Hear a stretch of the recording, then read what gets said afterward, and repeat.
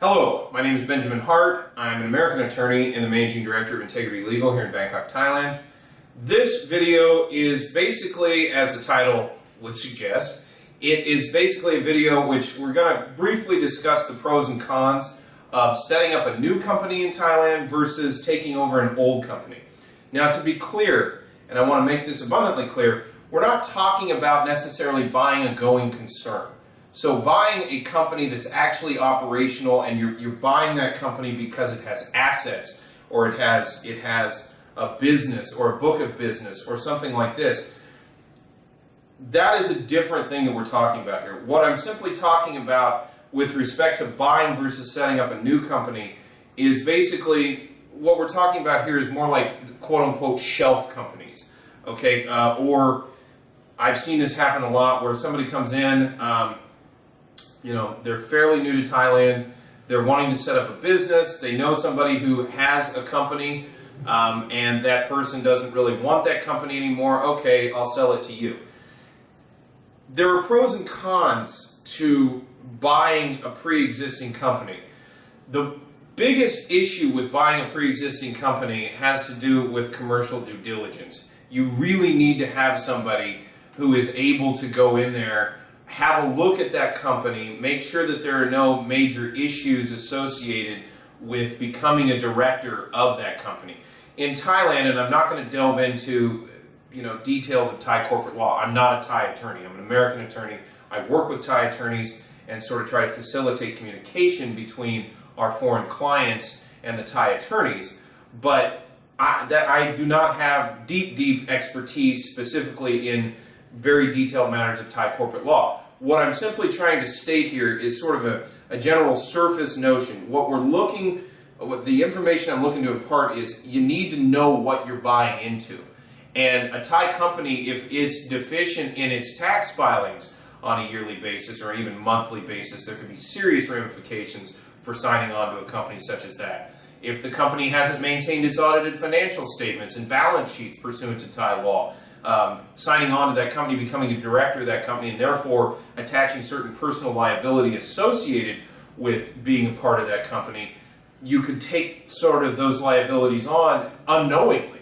So for this reason, due diligence is a very important aspect of buying a pre-existing Thai corporation. If for no other reason than just ascertaining whether or not they're up to date with their books is one of the most important things. Another thing to think about is setting up a new company. Sometimes there are benefits to already having a Thai company up. It may have all of its tax filings done. It may have its VAT certifications done. It may have all of the sort of ancillary documentation that is a fairly time-consuming process to obtain. It may have all that finished already.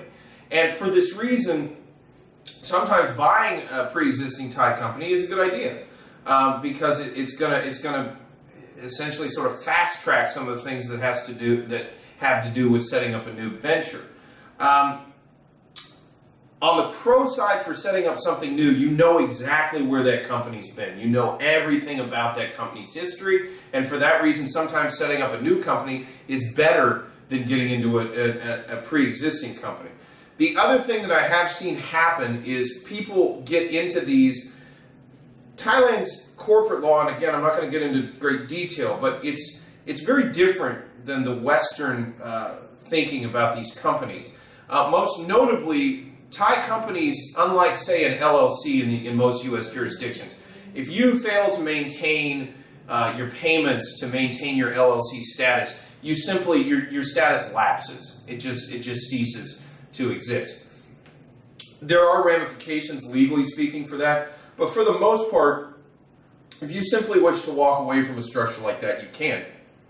In Thailand, a Thai company, a limited company, there are obligations inherent with being a director on such an entity. So again, if that company doesn't maintain its corporate filings, its tax filings, its yearly audited financial statements and balance sheets, there could even be criminal ramifications for that because failure to do that, it's actually a crime in Thailand. So again, getting onto a company that you haven't dealt with in the past is an issue. that should be addressed. Again, due diligence can probably sort out most of those questions.